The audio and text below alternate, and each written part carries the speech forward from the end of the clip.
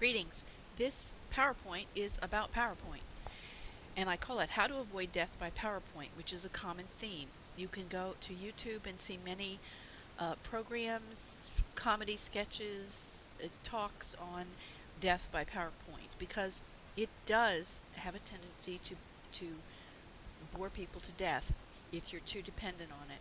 So this is about how to use it well, and I hope that after you're in this class, I will never see you using it in the way that is commonly used, where people just read slides to you and too much text, very poorly designed slides.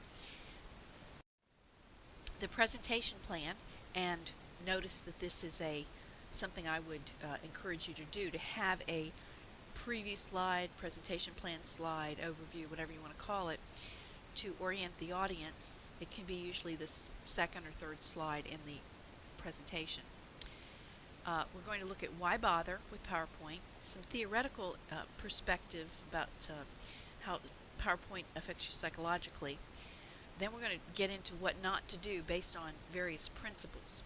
I have two links to videos here that you can stop and listen to. The first one is a TED Talk, and it's a little bit longer. The second one is a comedy sketch. It's a stand-up, and he's pretty funny, and they cover a lot of the same material, but the first one, he talks more about how to do it right, whereas the other comedian is more just making fun of PowerPoint, but it is pretty funny. So you can watch those at your own time if you like. I really pretty much incorporated their ideas into this, or they have incorporated my ideas. So why use PowerPoint? The first thing I want you to notice is the spelling there, how PowerPoint is spelled. It is a one word, but it has two capital letters, and it is a trademark name. You don't have to put the TR there or the copyright name, but you do need to spell it right. So don't spell it as two separate words or as words without capital letters. And which brings me to the whole point, always use spell check with your PowerPoint. You don't want to have PowerPoint slides with with incorrectly spelled words on them. You don't want bad words either, but that's something to think about. Okay, so why use it? Well, for one, it's expected. It has become a very common tool in the workforce. It is overused, widely overused, and so there would be times when you really don't need to use it, even though it might be there. And if you are going to use it, you should defy expectations and use it in a different way.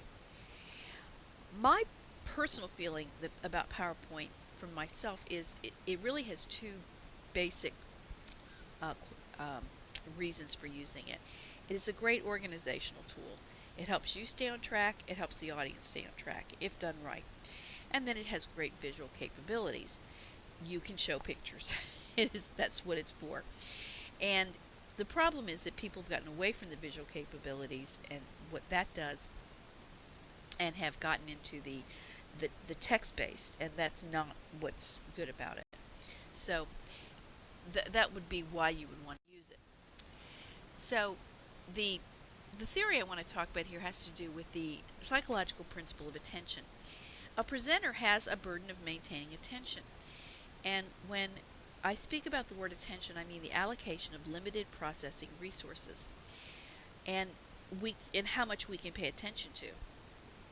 Another way you can define attention is focus on one stimulus while ignoring or suppressing reactions to other stimuli. So while the presenter can't make the audience pay attention, it is an audience choice. It is facilitated by the presenter. The presenter needs to do everything he or she can to keep the audience's attention and help the audience pay attention. It is their choice. They can choose not to pay attention, but you know as well as I do that we are not very good at paying attention sometimes. And certain things draw our attention and certain things do not. So what are those things that draw our attention? Suspense, contrast, repetition, novelty, and movement. And those are 5 of the factors of attention, of which there are 11, that if you had me for basic speech, we talked about this a lot. And those 5 are the ones that have the most application to PowerPoint. The others are less relevant. They have some um, say in how you use your PowerPoint: humor, intensity, proximity, familiarity, need orientation, and conflict. But the first 5 are really the ones that have the most to do with PowerPoint in both a positive and a negative way. For example, movement. Movement will always attract attention. Your eye is just drawn to movement, sort of like a little cat. A kitten is drawn to movement and will start chasing the laser beam on your on when you have a laser beam on something. Um, we focus on movement. Well, if you have movement in your PowerPoint, that's good. But if you have random or unnecessary movement, that's bad, because the audience will just see that and not be able to listen to you and get your full message. So you don't want anything in your PowerPoint to be drawing away from you. You should be the center of attention at all times, not the screen. And for that reason, sometimes you want to turn the PowerPoint off. Sometimes you don't need the PowerPoint at all. Don't use it during times in the speech when you don't need it. Turn it off. And there's a way to do that very easily. You just hit the B key on the keyboard and it'll go black. Hit any other key and it comes back to where it is. So these factors of attention can help you with your design principles. So how? Well, by suspense, first, do not reveal everything at once. And I am showing this as a bad example here to get the point. When I choose to have the slides come on, the points come on one at a time, it's much better than doing it all at once. You can see the difference in that. And you've noticed that sometimes I do it and sometimes I don't. I didn't on this one. Um, and it's a personal choice, but I think it's really better to just reveal things when you're talking about them. Going back to the B key, there's a reason to do the B key, because it makes the screen black. Okay, if you push the W, so if you want to go off PowerPoint for a while, hitting the W key doesn't really help. You need to hit the B key, because that just turns them off. Contrast, very important. You need to have very strong contrast between your background and your letters or your text, so that people can see it. And then you need to have strong contrasting colors. Red, fire engine red, black, white, royal blue, a good strong forest green, and gold are your best colors. Beyond that, they get a little bit too pastelish, or they have other sort of elements that you wouldn't like brown is not a good color.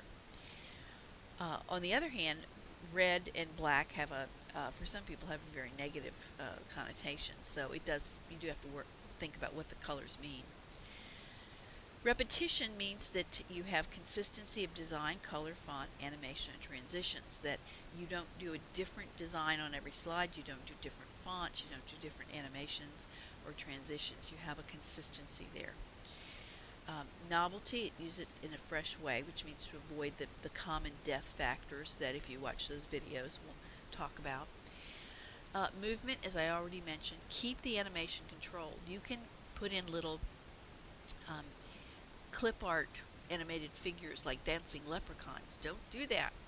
Don't have arrows that are flashing all over the place, because that's all that people will see. Keep the animation controlled. The best animation is just that which you bring on for a very short amount of time and then get rid of very quickly, or bringing animation of words across the screen. And you can through animation, bring them in, take them out, make them emphasized. That's where you have to play with the technology a little bit. A lot of people have taken a PowerPoint class when they were in high school, and the only thing they learned was all the things they could do with the software, but they didn't learn how to use it right in a speech, and that's two different things. You also can use the PowerPoint to help you with transitions. I like to use section headers or like the presentation plan slide to help the audience get the sense of how the speech is moving forward and not staying on a slide too long, which I'm doing at this point. And This last one is the main thing. The audience should not have to choose between listening and reading. We can't. We can't listen and read at the same time. We can't listen and look at the screen. So you have to not let them be in a position where they have to do both. And that's very common. Now, another theoretical perspective is from a book by Frank Frommer, who is French, and it was called How PowerPoint Makes You Stupid. And this was a great book, and I really was very enamored of this book because he talks about four things that PowerPoint does that not makes you stupid, but really do not help critical thinking. First of all, there's misrepresentation of data on charts and graphs. You can misrepresent data to mean anything or to look anyway on a chart or graph, and I'll show you a couple of examples in a minute. Then the other is that PowerPoint tends to be one slide after another, after another, after another, and there's a very limited sense of what is the most important versus where is it going versus less important, and you need to work on that. Often because people have too many slides or poorly designed slides, that's why they have the that problem.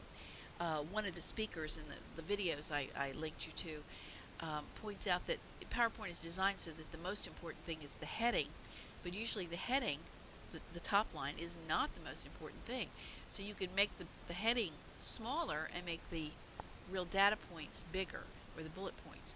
So that's an interesting thought, because we are drawn to size. Things that are bigger we will watch, and we will assume that they are more important. Consequently, PowerPoint simplifies complex issues. This is one of the biggest complaints about it, because of the lack of hierarchy and critical thinking and misrepresentation. It can be used to make something that's very complicated too simple. But I would argue that it can complicate simple ideas too. It works the other way, that something simple by a badly designed slide can be made to look more complicated or confusing than it is. Here's an example of a chart, and you'll notice that this chart is about the causes of concussions in children from a CDC report in 2014. There are 1, 2, 3, 4, 5, 6 pie pieces in this pie, and that's a good number. 5 to 7, probably 7, maybe pushing a little bit, as far as divisions of data or divisions of information. I've said earlier that 5 is your magic number for the number of main points in your speech, and I would say 5 to 7 is the magic range for your working memory, things like that. And so you can read this very quickly. You could probably put, if you wanted to redesign it, put the words fall in the actual colors. That might help so that the legend is here or here. But you can get the point of this very quickly. You don't have to squint at it. You know why do children get concussions? They get them from falling, the most part. Okay, collisions. Now we've heard a lot about them in terms of sports, and so that would be one of the areas of collision.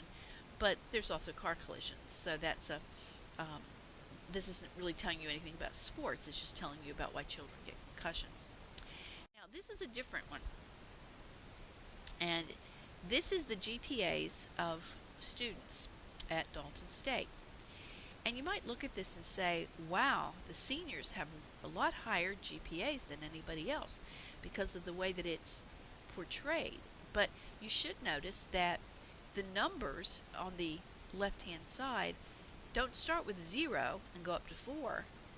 They start with 225 and just go up to 275. So the real difference between the freshman and sophomore is only 0.1 point of GPA. 2.5 to 2.6. With the difference between juniors is 2.4 and 2.7. Now that's a little bit more, but it's not, as this looks, almost 2.5 times as much.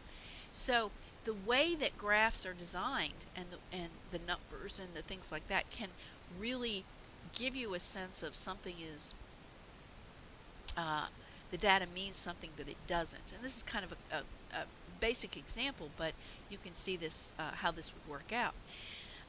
Um, One thing that in the Frank Frommer book he talks a great deal about is the 1986 Challenger disaster. Now, most of you are too young to remember that, but I remember it distinctly. It happened in the middle of the day, and I went home for lunch and came back to my class, and that was all we could talk about. And we watched it over and over again. It's very disturbing to think, these people went up in the Challenger, and then it just exploded about a minute and a half after the takeoff. And there have been studies and research and movies and books written about why this happened.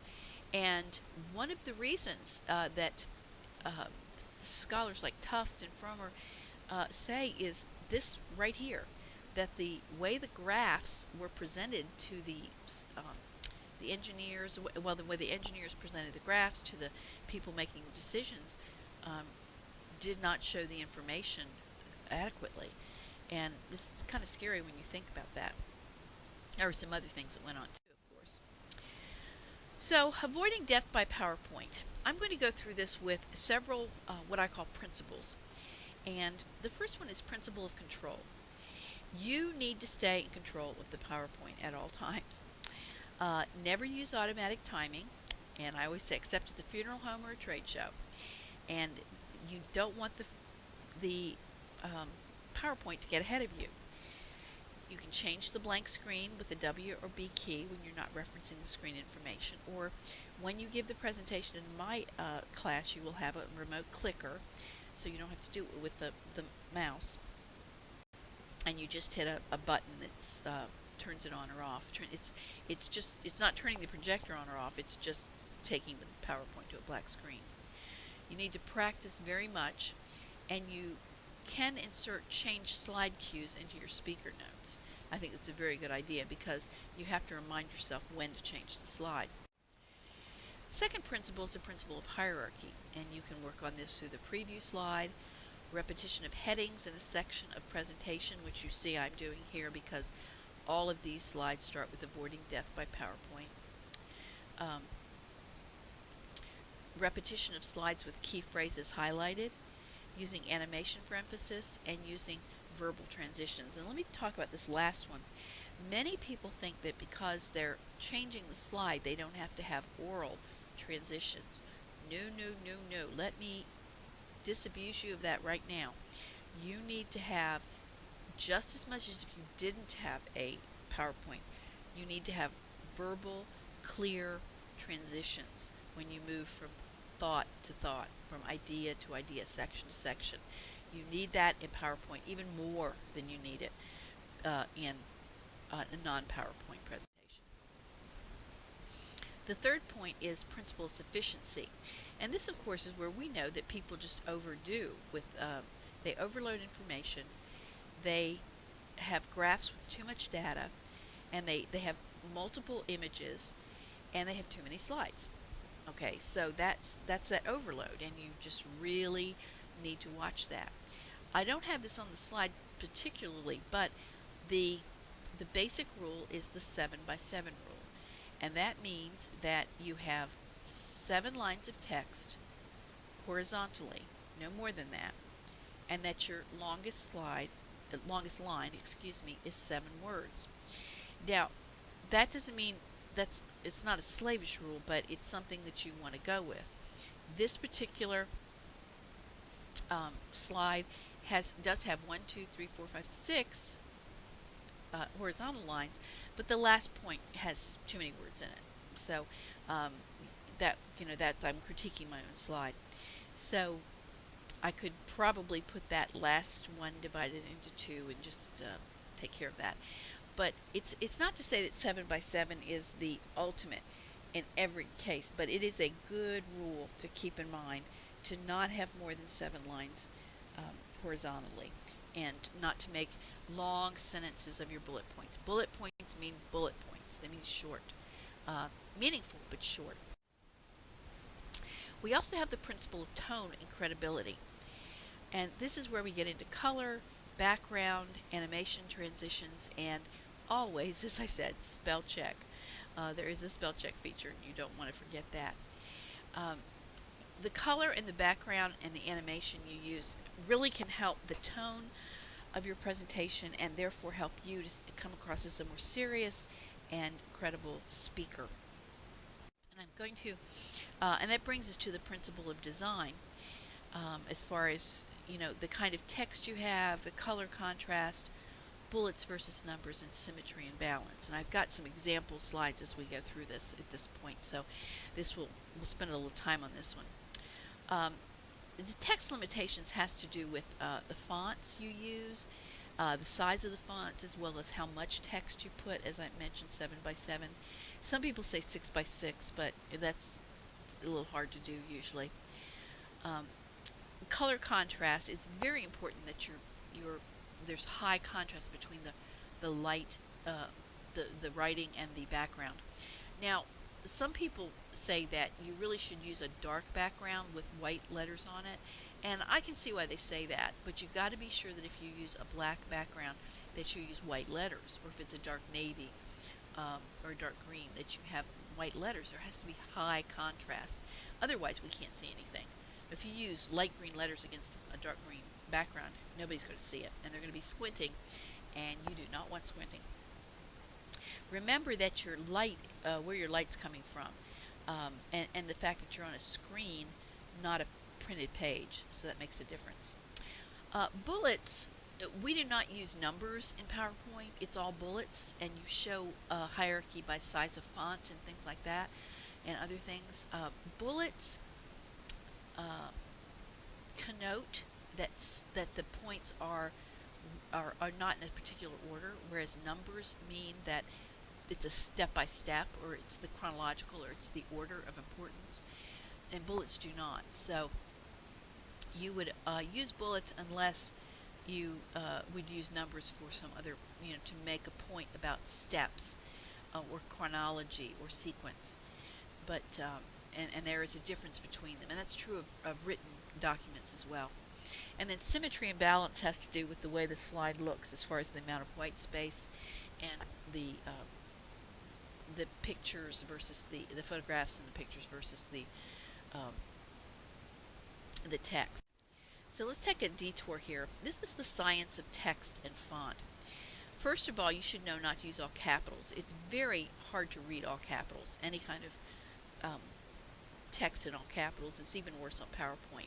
Now, some of the slide designs are all capitals, so don't use those.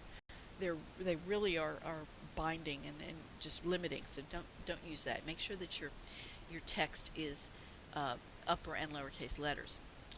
Your text choices, or your font choices, I should probably say, are not random. Each communicates a sensibility and a tone. Now, I've given you 4 examples there: Comic Sans, Algerian, Bauhaus, and Broadway.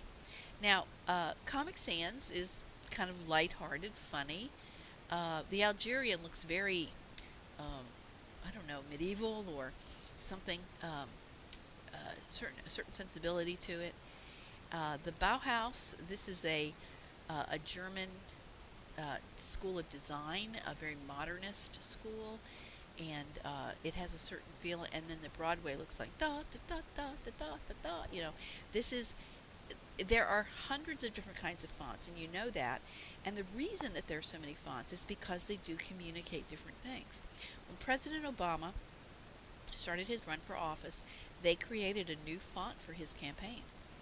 Okay, and that's a big deal because it's every letter and it had to be different. And they were trying, and they tested it on people. They wanted to see how it communicated. There are basically 2 types of fonts, though, and you may have heard of this before, you may not. The first is called serif, and the other is called sans serif. And I've put the examples here to show you the difference. Serif, you'll notice that serifs are those little, and I will draw an example there for you. Pen. Serifs are these things right here. Right here. They are little parts of the font on the letter that help your eye read it on paper, and it makes it prettier. Okay, You probably were like me when you were a kid and you learned to write your black letters. You wondered, how come A's look like this in the book? I don't make my A's like that. Um, Now, these words right here, these are some of the most common serif fonts: Times New Roman, Cambria, Courier, Garamond, and Georgia. It, these happen to be in italics here only because the PowerPoint, and this is my point here, um, the PowerPoint made it. I couldn't make it unitalicized as much as I wanted to. So but you can still see that they're serif fonts. Sans serif means, of course, then that there are none. Sans means without. So sans serif is better for screens, PowerPoints, and web pages. And I said all that to say that the kind of fonts you should use in your PowerPoint should be these. This particular design uses the Franklin Gothic. Um, these are other good ones that you can use, but PowerPoint just doesn't do as well if you use the serif fonts. So, okay. Also, a detour about the slide backgrounds. Keep in mind tone, and that has to do with attitude or feeling you get from it. Do you get sort of a relaxed feeling when you look at it? Do you get a button-down computer feeling? Do you get a conservative feeling, a lighthearted feeling? Do you get a serious feeling? Do you get a childish feeling? What is the feeling you get? Now, this one is very conservative, and I did this on purpose, but some of them are more um, just have a different sensibility to them. You can go back through and look at all the different ones, but be careful which one you pick, and pick one that you know you can live with. And it's because if you do all your slides and then you change, you're going to have to redo your slides, so you don't want to do that. The visibility is very important. That the text is clear. Some of the slides give you backgrounds give you more flexibility than others as far as what you can do. Like, can you change the font? I couldn't change the font on this one. And then the matter of attention. Is the background going to take away from your message? Is it going to be pulling so much attention into it by some sort of design or color or whatever that you're not the center? You have to be the centerpiece, not the PowerPoint. You always want to size from the corners. You click on it and then size this way, not this way or this way, because you'll get squatty bodies, as I say. This picture needs to come down. This needs to come down. This needs to be a little bit maybe smaller. And then you could put the job interview tips are okay, or you could center them. And that would be more symmetrical. This is like the world's worst slide ever. You can see why.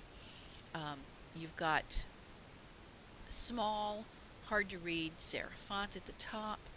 You've got a picture that's too long and skinny. You've got points over there in a texty block. Not good. You don't want this. And so you don't even want to look at this slide. It's boring. Number one, what's with the clip art? Number two, I have to read this, and I can't read this and listen to you at the same time. So these points need to be bulleted and drawn out so people can see them. There's also too much stuff in there. Okay, this one's even worse. Same idea. I mean, at least this text is visible, but it's not broken down, broken out, and you still got the other pictures problems. Okay, now somebody might think that this would be a little bit better. Well, you've got a picture, yeah, but you don't need both pictures. In your choice of pictures, you need to be careful what you want to communicate. I mean, for example, in this one, if she's being interviewed, she's really not dressed that great for a job interview. She probably needs to be wearing a jacket with that. The way she's sitting is a little bit problematic. So, that's not a good picture for what you're trying to communicate. It may be that he's being interviewed, I'm not sure, but then you've got, this is good because it's nice clear font, but then you've got, here's some things to do. Why do you have this when this is already up there? And then here, this isn't any better, and so this is not a good slide. This one's getting more like it, what you want to do. Okay. You've got 7 lines of text. This is the same size as the text. You've got white space here, white space here. It's centered. This has more symmetry, more balance. Um, and these are, it's clear points, and you would want to probably use the animation, which, I mean, the words coming on as you go, as you talk about them. I get pictures, people do some weird things with photographs. This is obviously not something you want to do. Why would you put the words on top of it? So you want to have more clearly identify your photographs. You want to cite where you're getting them from, as well as what the photograph is. This is, again, one of the world's worst slides. You can't even read that. The text is too blocky, and it's just, there's no contrast. And you have to wonder why this is even there. So those are some bad slides and good slide examples. There's also the principle, returning to our basic format, of a principle of expectation. If you fulfill those expectations, you risk boredom. If you ignore them, you risk confusion. But I would say err on the side of defying expectations with PowerPoint and making sure that you design it right and follow these principles. What about handouts? I discourage the use of handouts. And now I will sometimes give them out in class, but usually not. Because if people have something in their hands, they're going to play with what's in their hands. It's the principle of proximity. Physically close to me, I'm going to pay attention to it. Physically far away, I'm going to pay less attention to it. So handouts make you pay attention to the handout. Also, the handouts, theoretically, you're supposed to write notes on them, but not always. So I would not waste your time with handouts unless there was some real reason for the people to have them, and usually there is not. Then the principle of technology. As I said before, pick your background first. Read up on options. If you don't like any of the templates that are in there, the slide designs, you can go to Microsoft.com and find others to play with. The issue of video and audio embedding, I'm usually will just hyperlink, as I showed you on the earlier in the program.